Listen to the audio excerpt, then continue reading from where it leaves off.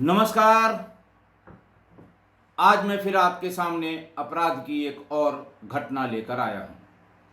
आज की अपराध की घटना शुरू करने से पहले मैं किस्सा गोई परिवार के अपने सभी सदस्यों, उनके रिश्तेदारों, उनके जानकारों और उनके संपर्क में रहने वाले लोगों को आज से शुरू होने वाले हिंदू नव वर्ष की शुभकामनाएं देता हूं। आज चैत्र नवरात्रि का दिन भी प्रारंभ है। आज से ही नवरात्रि के व्रत लोगों ने 9 दिन के लिए रखने शुरू किए हैं। कलश की स्थापना हुई है। अलग अलग विधि से देश के अलग अलग हिस्सों में इस त्यौहार को मनाया जाता है। अलग अलग नाम से भी इस त्यौहार को देश के अलग अलग हिस्सों में जाना जाता है।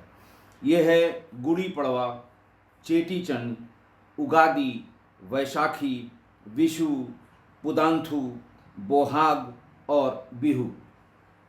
मैं आप सभी को इस नए साल में जीवन में धन, वैभव, खुशियाँ और चहुँ ओर सुख शांति लाने की या आने की कामना करता हूँ। आज ही एक और इम्पॉर्टेंट दिन है। इस्लामी कैलेंडर के 9वें महीने के रमज़ान की शुरुआत कल से होगी। रमज़ान पाक कहते हैं, पवित्र महीना कहते हैं। सबसे पवित्र महीना है ये इस्लामी कैलेंडर का 9वां महीना, जिसको रमज़ान का महीना कहते हैं। आज देश के अलग अलग हिस्सों में चांद कमेटियों ने, मरकज़ कमेटियों ने ईद का चांद देखा है। इसके हिसाब से कल यानी 3 अप्रैल को पहला रोज़ा रखा जाएगा। 30 दिन तक चलने वाले इस कड़े व्रत का त्यौहार हमारे मुस्लिम किस्सा गोई परिवार के हमारे मुस्लिम सदस्य, उनके परिवार के लोग, उनके नात हित रिश्तेदार ये सब मनाएंगे। मैं उनको भी उनके इस पवित्र महीने की शुरुआत की बार बार बधाइयाँ देता हूँ। अग्रिम बधाइयाँ ईद की भी देता हूँ, इस आशा के साथ कि वो इस साल ईद के त्यौहार में सेवइयाँ खूब बांटेंगे, खाएंगे, सबसे गले मिलेंगे और एक दूसरे का ख्याल रखेंगे।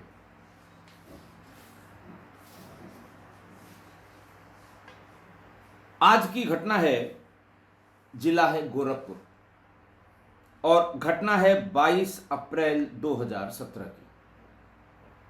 22 अप्रैल 2017 को रात में करीबन 1:30 बजे के आसपास डायल 100 की एक गाड़ी और उसके साथ स्थानीय पुलिस के 2 मोटरसाइकिल मोबाइल पर चलने वाले 2 सिपाही, इन्होंने एक मोटरसाइकिल रोकी। मोटरसाइकिल पर 2 व्यक्ति बैठे हुए थे और तीसरे व्यक्ति को कम्बल में लपेटकर बीच में बिठा रखा था। अप्रैल के महीने में कम्बल ओढ़े हुए व्यक्ति को देख के जो शंका स्वाभाविक होती है, सिपाहियों को और डायल 100 के कर्मचारियों को वही शंका हुई। गाड़ी रुकवाई गई। मोटरसाइकिल रुकते ही चलाने वाले और पीछे बैठने वाले ने भागने की कोशिश की। जैसे ही उन दोनों ने भागने की कोशिश की, कम्बल में लपेटा हुआ आदमी भद्द से नीचे गिर पड़ा। खोल कर देखा गया तो वो एक शव था, जिसके चेहरे को बुरी तरह कुचला गया था। ऐसा लग रहा था कि सोते समय उसके साथ ये जघन्य अपराध हुआ है, क्योंकि वो सोने वाली जो ड्रेस होती है लोगों की, सोते समय जो लोग कपड़े पहनते हैं, शव ने वो कपड़े, शव पर वही कपड़े थे।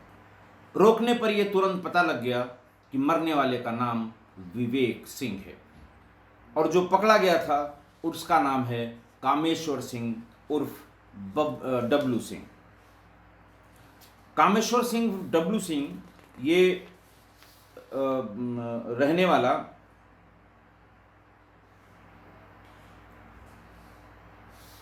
वाला गोरखपुर का ही है और खैर अभी आगे मैं बताऊंगा आपको।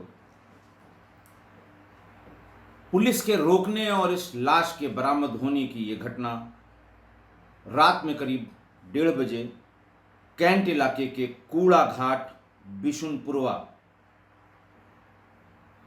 के आसपास घटी थी और वहीं पास के रहने वाले विवेक प्रताप सिंह की ये लाश होना बताया गया। मुलजिमों को तुरंत थाने पर लाया गया, कैंट थाने पर तमाम पुलिसकर्मियों ने डब्लू सिंह, कामेश्वर सिंह डब्लू सिंह को पहचान लिया। इसके ऊपर हत्या के कई आरोप थे और अभी 18 मार्च को ही ये जेल से छूटकर आया था जमानत पर। लंबे लंबे समय ये जेल में भी रहा था। पूरी बात जानने के लिए पुलिस ने सबसे पहले मौकाए वारदात को विजिट किया। घर के भीतर जिस घर में विवेक सिंह की हत्या की गई थी, वहाँ फर्श को, बिस्तर को अच्छी तरह से साफ सुथरा करके खून आलूदा कपड़ों को छिपाकर उनकी जगह नई चद्दर, नई तकिया लगा दी गई थी। फर्श को अच्छी तरह से साफ करके वाइपर से उस पर खून के सारे निशान मिटा दिए गए थे। एक 5 साल का बेटा आरुष वहाँ पर रो रहा था। विवेक सिंह की पत्नी सुषमा सिंह गहरी नींद में थी। पुलिस ने उनको जगाया, उनसे पूछा इस तरह की एक वारदात हुई है। सुषमा सिंह ने कहा मुझे बिल्कुल नहीं पता है कि हुआ क्या है।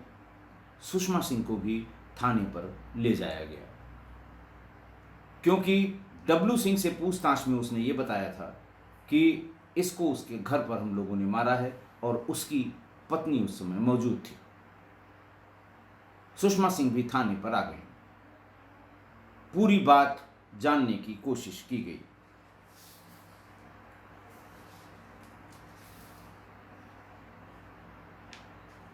विवेक की शादी 6 मार्च 2011 को देवरिया के पत्थरहट गांव के सुरेंद्र बहादुर सिंह की बेटी सुषमा से हुई थी। दोनों का एक बेटा आरुष भी है जिसकी उम्र करीब 5.5-6 साल है।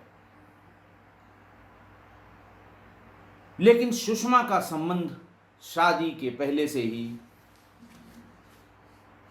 कामेश्वर, उसका जो बॉयफ्रेंड था, कामेश्वर सिंह उर्फ डब्लू सिंह से था। ये बात सुषमा के घर वाले अच्छी तरह जानते थे।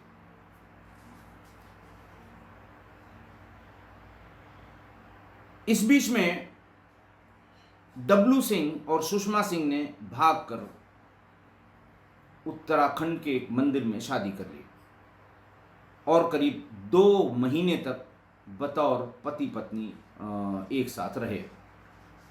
सुषमा सिंह के घर वाले पुलिस के चक्कर लगाते रहे। पुलिस चूंकि डब्लू सिंह को अच्छी तरह जानती थी, पुलिस के जोर दबाव पर डब्लू सिंह ने सुषमा सिंह को उसके घर पर छोड़ दिया 2 महीने बाद। लेकिन एफआईआर कोई भी नहीं लिखी गई।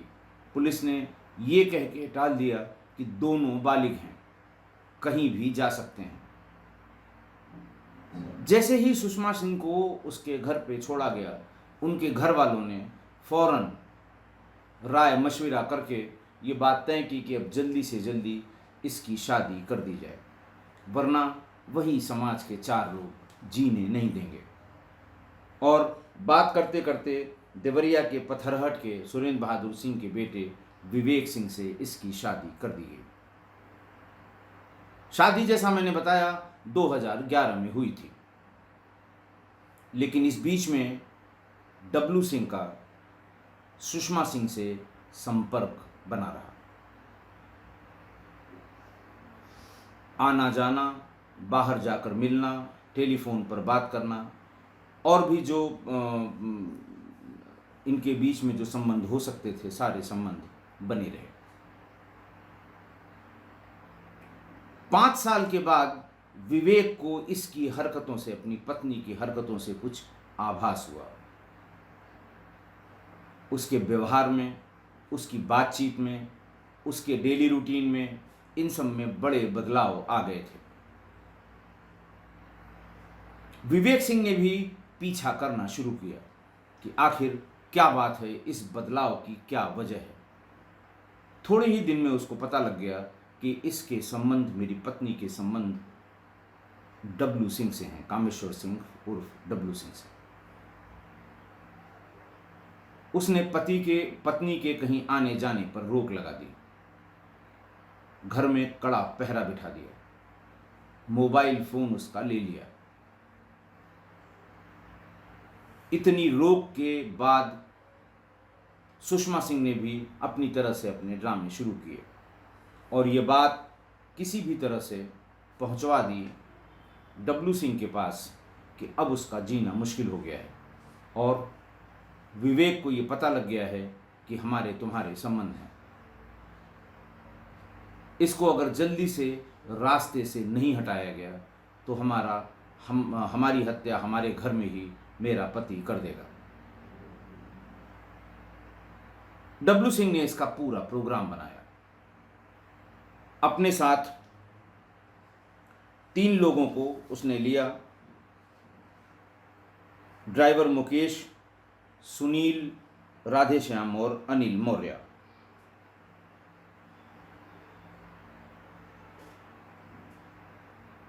डब्लू सिंह भी पत्थरहट का ही रहने वाला था। कामेश्वर सिंह उर्फ डब्लू सिंह गौरी बाजार के पत्थरहट के का निवासी था और 18 मार्च को ही वो बदायूं जेल से छूट कर आया था। जैसे ही ये जेल से आने के बाद ये सूचना उसको लगी, उसने इसका पूरा प्लान बना लिया। इन लोगों के साथ एक गाड़ी पर वहां पर पहुंच गए। इनके घर पे पहले से तय कर रखा था कि 12 बजे के बाद हम लोग वहां पहुंचेंगे, मिस्ड कॉल करेंगे और अगर मोबाइल तुम्हारे पास नहीं हुआ तो 2 आवाज़ें जोर जोर से कुत्ते या बिल्ली की करेंगे, तुम समझ जाना हम लोग आ गए हैं, दरवाज़ा खोल देना। सुषमा सिंह ने बिल्कुल ठीक यही किया। उसने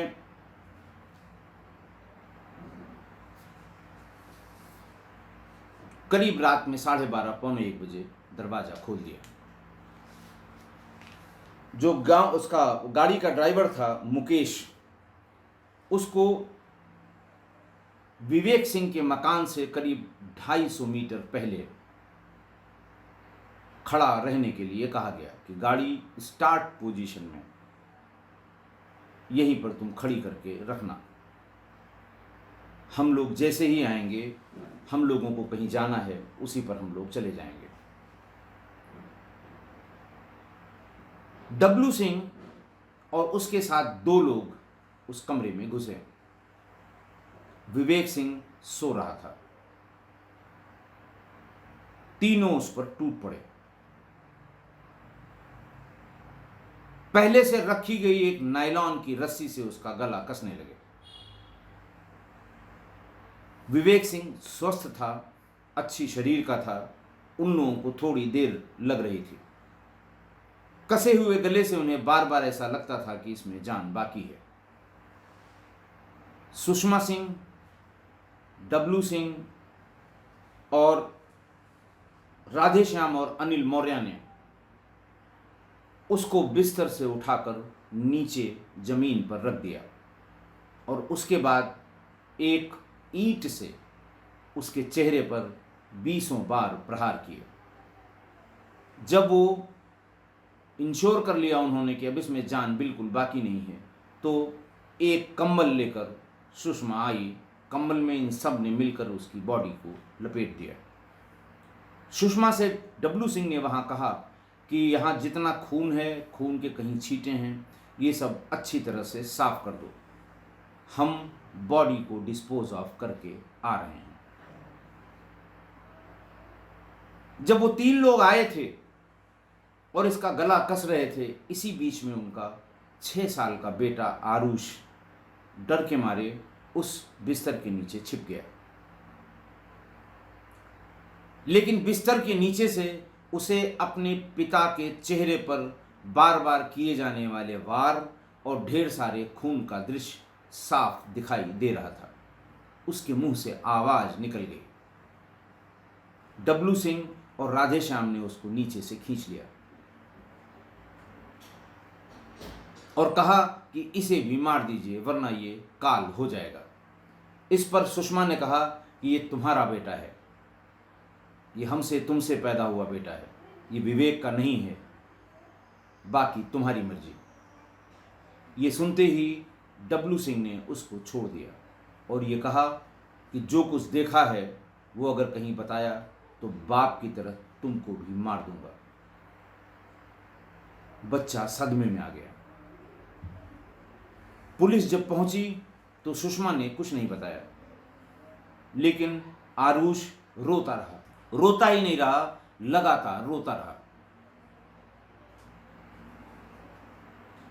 इस बीच में मोहल्ले में हल्ला हो गया, रिश्तेदारियों में हल्ला हो गया, सारे लोग इकट्ठा हो गए। पुलिस ने यह नोटिस किया कि आरुष सीधे भागकर अपनी बुआ के पास गया। परिवार वालों से पूछा गया तो ये पता लगा कि अपनी सगी बुआ से इसका बहुत अटैचमेंट है। बुआ से कहा गया कि आप इसको अपने साथ ले जाइए, कंफर्टेबल करिए। चूंकि ये कमरे में ही था, हो सकता है ये कुछ बता दे, क्योंकि मौके पर किसी भी तरह के ब्लड स्टेन और किसी भी तरह की ऐसी चीज़ नहीं दिखाई पड़ी जिससे ये पता लगे कि इनकी हत्या यहीं की गई है। चूँकि फौरी तौर पर रात के समय में जो दिखाई पड़ रहा था उससे यही अनुमान लग रहा था। आरुष की बुआ आरुष को लेकर सवेरे सवेरे अपने घर चली गई।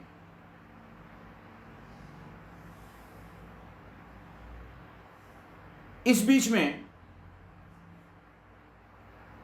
जो गाड़ी ये खड़ी करके आए थे वो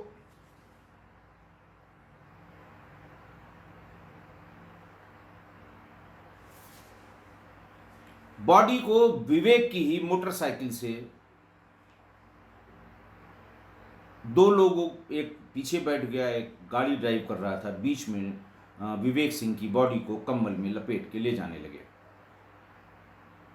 जब ये उस जगह पर पहुंचे तो वहां गाड़ी मौजूद नहीं थी।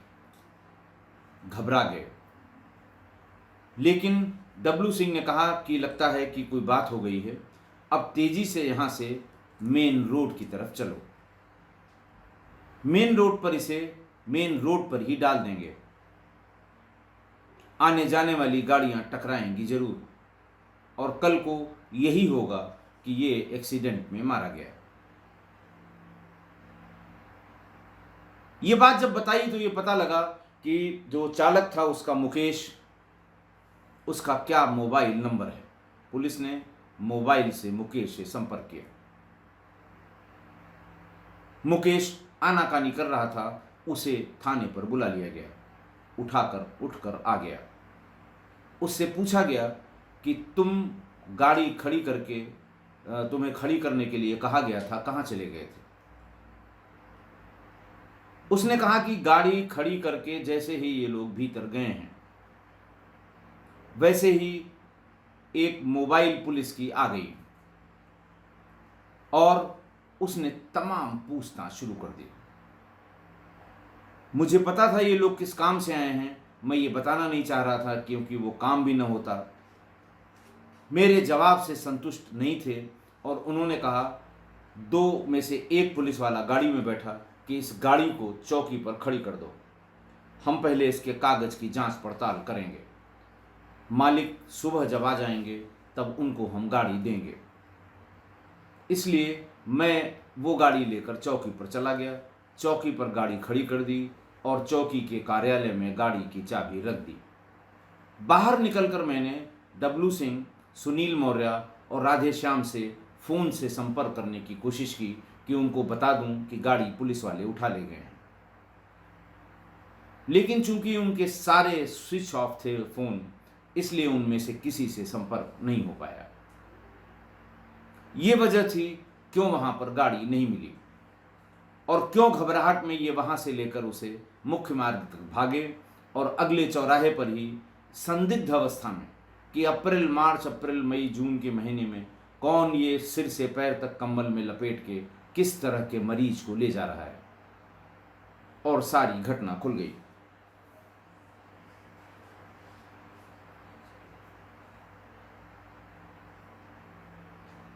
पुलिस ने सुषमा, डब्लू, ड्राइवर मुकेश, सुनील, राधेश्याम और अनिल मौर्य को गिरफ्तार करके जेल भेज दिया। घटना मैंने आपको बताया 22 अप्रैल की थी। 23 अप्रैल को 24 अप्रैल को ये सभी अभियुक्त जेल भेज दिए गए। इसी बीच में आरुष की बुआ ने पुलिस को फोन किया और ये बताया कि ये बच्चा सब कुछ बता रहा है। महिला कांस्टेबल्स और एक समझदार सब इंस्पेक्टर को सादे में बच्चे से बात करने के लिए भेजा गया। बच्चे ने सिलसिलेवार तरीके से सारी बात बताई कि दरवाजा खुला, उसमें 3 लोग भीतर आए, फिर अंकल लोगों ने रस्सी से पापा का गला कसना शुरू किया। मैं डर गया। मैं चुपचाप बेड से खिसक कर नीचे चला आया। फिर भी ये जब कंट्रोल नहीं कर पा रहे थे तो मेरी माँ मेरे पापा के सीने पर चढ़कर बैठ गई थी। उसके बाद इन लोगों ने पापा को नीचे जमीन पर उतार दिया। मैं पलंग के नीचे से सब देखता रहा। 3 लोगों ने उस रस्सी को पकड़ के खींच रखा था। मेरी माँ और डब्लू सिंह ने ईंटों से कूच कर बहुत ढेर सारा खून बहा दिया। मैं डर गया। खून देखकर मैं डरा था और तभी मेरे मुंह से चीख निकल गई थी।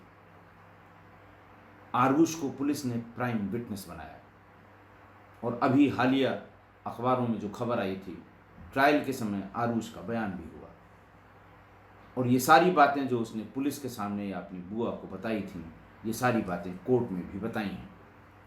लेकिन डब्लू सिंह की जिस तरह की चेकर्ड हिस्ट्री है, वो 2 हत्या के केस और तमाम हत्या के प्रयास के केस उसके ऊपर लगे हुए हैं। जब इन लोगों को कोर्ट में प्रस्तुत किया गया गोरखपुर में, तब तक अखबारों में छप चुका था और हल्ला हो चुका था कि आज कल इनकी गिरफ्तारी हुई है और आज ये कोर्ट में प्रस्तुत किए जाएंगे। बहुत ढेर सारे कंप्लेनेंट्स यानी वादकारी और बहुत ढेर सारे वकील वहां आसपास इकट्ठा हो गए। सुषमा के चेहरे पर कोई शिकन नहीं थी। डब्लू सिंह के चेहरे पर कोई शिकन नहीं थी। बाकी के 3 तो अपना चेहरा भी छिपा रहे थे, इन दोनों ने अपना चेहरा भी छिपाने का प्रयास नहीं किया।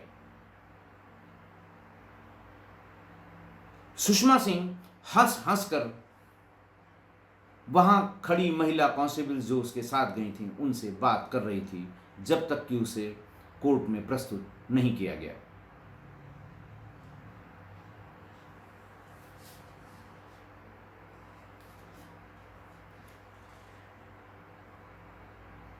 पुलिस ने ये सारी एंगल्स, जैसे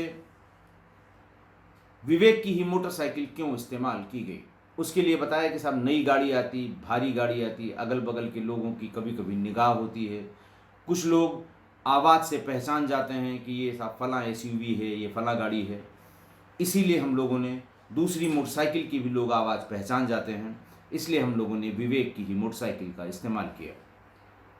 दूसरा उन्होंने बताया कि हम लोगों ने घर से यहाँ मौकाए वारदात तक चलने से पहले ही अपने मोबाइल फ़ोन ऑफ कर दिए थे। जेल में रहते रहते डब्लू सिंह ने बताया, हमें ये जानकारी हो गई थी कि पुलिस लोकेशन को बहुत बड़ा हथियार मानती है, लोकेशन को बहुत बड़ा एविडेंस मानती है, इसलिए हम लोगों की लोकेशन घटनास्थल पर न मिले, इसलिए हम लोगों ने इसको स्विच ऑफ कर दिया।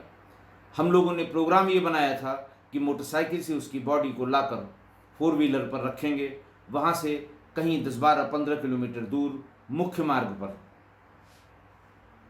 इसे ठीक बीच में मार्ग पर फेंक देंगे और देखने में ये लगेगा कि ये एक्सीडेंट में मारा गया है।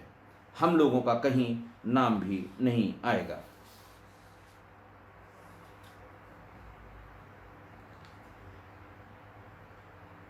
कामेश्वर सिंह जब जेल चला गया,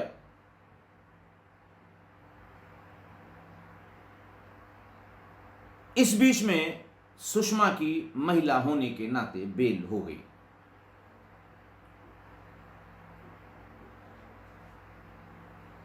कामेश्वर सिंह गांव के ही रमेश सिंह और अरुण सिंह की हत्या का आरोपी था। अरुण सिंह और विवेक सिंह की हत्या के मामले में उसकी जमानत हो गई थी, लेकिन रमेश सिंह की हत्या के मामले में जमानत नहीं हुई थी और इसलिए उसे हरदोई जेल से देवरिया जेल पेशी पर ले जाया गया। देवरिया से वापस हरदोई लौटते समय ये दोनों गोरखपुर के कैंट रेलवे स्टेशन के सामने, दोनों मतलब पुलिस वाले जो ले गए थे, जो 3 पुलिस वाले उसे ले गए थे, उनके नाम थे हरदोई पुलिस लाइन में तैनात आनंद सिंह, अभय सिंह और अमन कुमार। पेशी इन्होंने करा दी कोर्ट में, इसकी जो एविडेंस थी वो हो गई। वहाँ से लौटते समय रेलवे स्टेशन के सामने के एक होटल में, जो इन्होंने पहले से बुक करा रखा था, उसमें घुस गए। पीछे वाले कमरे में पहले से ही सुषमा मौजूद थी। हाइट देखिए, सुषमा और डब्लू सिंह उस कमरे में थे, उसके सामने वाले कमरे में ये तीनों सिपाही खाना खा रहे थे, मौज कर रहे थे, दावत उड़ा रहे थे।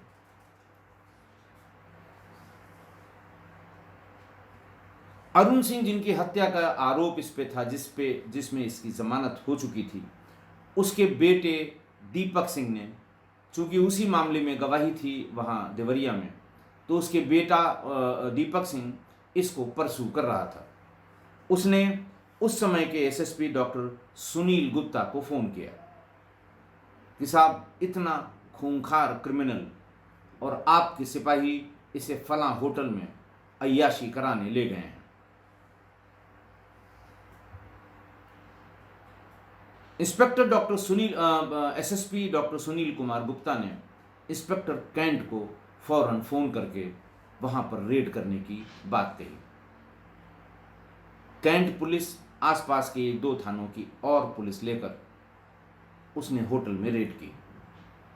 सामने वाले कमरे में तीनों सिपाही अच्छे खाने के साथ दावत करते मिले। कमरे में घुसते ही इंस्पेक्टर कैंट के साथ के लोगों ने वीडियो रिकॉर्डिंग शुरू कर दी थी। वीडियो रिकॉर्डिंग का विरोध इन तीनों सिपाहियों ने किया। तब तक पुलिस पीछे वाले कमरे को भी खटखटा दिया पुलिस ने। उसमें से नग्नावस्था में डब्लू सिंह और सुषमा सिंह बरामद हुए। तमाम लिखा पढ़ी के बाद उसको तीनों सिपाहियों के साथ वापस हरदोई जेल भेजा गया। डब्लू सिंह को, महिला को जाने दिया गया। आने पर जब इसकी रिपोर्ट सबमिट हुई तो उस समय के एसपी हरदोई, उन्होंने इन तीनों सिपाहियों को सस्पेंड कर दिया। आप देखिए, मतलब आप हिम्मत देखिए, महिला की भी हिम्मत देखिए, यानी सुषमा की भी हिम्मत देखिए, और इन लोगों की भी, अपराधियों की भी हिम्मत देखिए। आज की घटना, सुषमा और उसके प्रेमी ने मिलकर सुषमा के पति विवेक की हत्या कर दी। ये कोई बहुत असामान्य बात नहीं थी। असामान्य यह था कि सुषमा के घर वालों को सारी बात पता थी कि सुषमा ने डब्लू से शादी कर ली है, कि सुषमा से इसके संबंध 11 साल पुराने हैं, कि सुषमा और डब्लू 2 महीने तक बतौर पति पत्नी एक साथ रहे हैं। फिर भी सुषमा की शादी उन्होंने विवेक से करा दी। होना ये चाहिए था कि घर वालों को, परिवार वालों को मिलकर, अगर वो डब्लू का साथ छोड़ने को कतई राजी नहीं थी तो उससे शादी करा देनी चाहिए थी। हो सकता है ये बात हुई भी हो, लेकिन चूंकि डब्लू पहले से शादीशुदा था, इसलिए फिर वही चार लोग क्या कहेंगे, शादी की हामी सुषमा के घर वालों ने नहीं भरी। दूसरा कारण ये हो सकता था कि डब्लू पर 3 हत्याओं के आरोप थे, 3 हत्याओं में शामिल था जो ट्रायल पर थे। कई एक और मुकदमे थे, आपराधिक प्रवृत्ति का था, और इसलिए शायद घर वालों ने ये सोचा होगा कि 4 लोग फिर वही कहेंगे कि यही गुंडा मवाली मिला था सुषमा की शादी के लिए इनके घर वालों को, और फिर हमारी बदनामी होगी।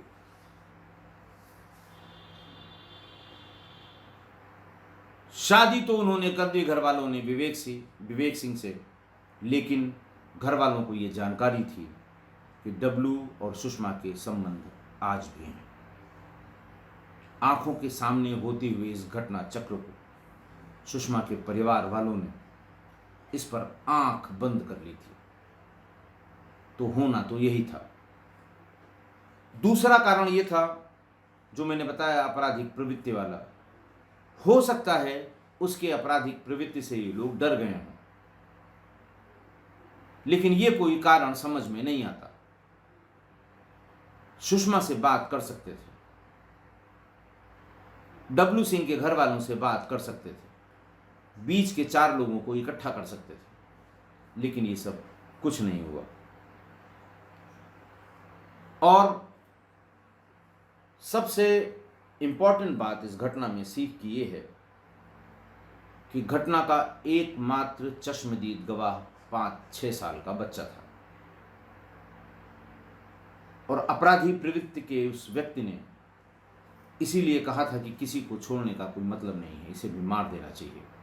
लेकिन उसको बचाने के लिए सुषमा ने यह कह दिया कि ये तुम्हारा ही बेटा है, और उस छोटे से बच्चे के मानस पटल पर ये चीज़ें इस तरह से अंकित हो गई थीं कि अपनी बुआ को उसने सिलसिलेवार क्या क्या उसके पिता के साथ हुआ था उसने सब बताया, और ट्रायल में भी ये बातें कहीं।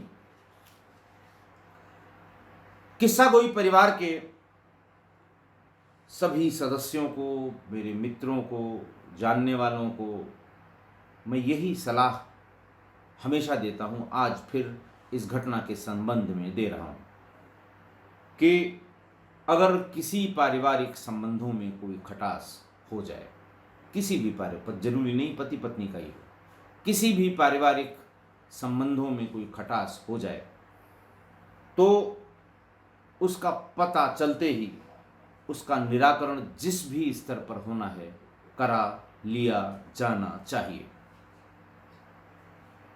इसको जितना लंबा खींचेंगे उतना ही आप और वो जिनके बीच संबंध कड़वे हो गए हैं वो परेशानी में पड़ेंगे, जैसा कि विवेक के साथ हुआ कि विवेक जान से हाथ धो बैठा, सुषमा जेल चली गई, बच्चा अकेला अपनी बुआ के पास रहने लगा। एक खबर और मैंने इस सिलसिले में देखी थी कि पता नहीं क्या चलन है इस तरह का, पहले भी मैं एक बार बता चुका हूँ कि जेल में बंद होने के बाद भी ये छठ की पूजा और बाकी जो सुहाग के लिए औरतें करती हैं, जेल की सभी महिलाओं के साथ सुषमा भी ये सब करती थी। अपने पति को मारने के बाद 100 चूहे खा के बिल्ली हज को चली, ये कहावत है। आशा है आप मेरी इस बात से सहमत होंगे। आज के लिए बस इतना ही। बहुत बहुत धन्यवाद।